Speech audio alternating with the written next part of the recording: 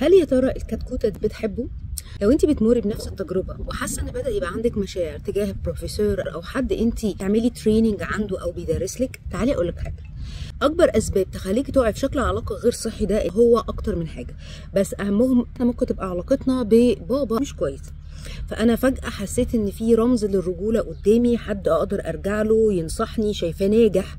الحاجه التانية ان انت الاشخاص اللي حواليكي اللي انت لو قررتي ترتبطي بيهم هم الطلبه او فريش جرادز كلهم، طبعا لان هم لسه شباب مش عارفين هم عايزين ايه في حياتهم ومترددين، وفجاه بتبصي قدامك بتلاقي واحد عارف هو عايز ايه، ناجح شاطر، فبتنبهري مقارنه بالنماذج اللي انت محاطه بيها واللي هو طبيعي علشان سنهم.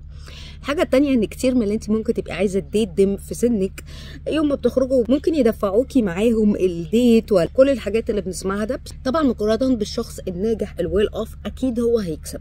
ففجاه هتلاقي نفسك بدا يديفلوب عندك شكل من اشكال الانجذاب والانبهار بالشخص ده.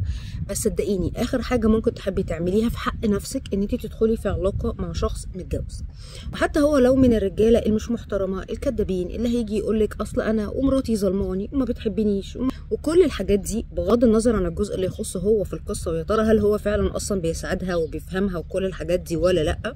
اللي هيحصل انه حتى لو بيقول لك كده هو عمره ما هيطلق مراته وعمره ما هيسيبها، وهتلاقيه بيغير عليها جدا، وحاجات كتير جدا هتبقى غير صحيه لوضعك النفسي. وانت بتشوفي الفيديو ده اكتشفتي ان هو ده الوضع اللي انت فيه، انت كده فهمتي انت ليه حاسه بده. ممكن دي تكون اشاره ليك ان اولا فكك من كل الشباب اللي قدك في السن، انت واضح ان انت بسبب النشأة بتاعتك محتاجه حد اكبر منك شويه عنده خبره ونجح. فيوم ما تفكري ان انت تديت او ترتبطي فكري في حد مينيمم اكبر منك ب5 سنين عشان يكون نجح شويه، عنده شويه خبره يقدر يبهرك بيهم.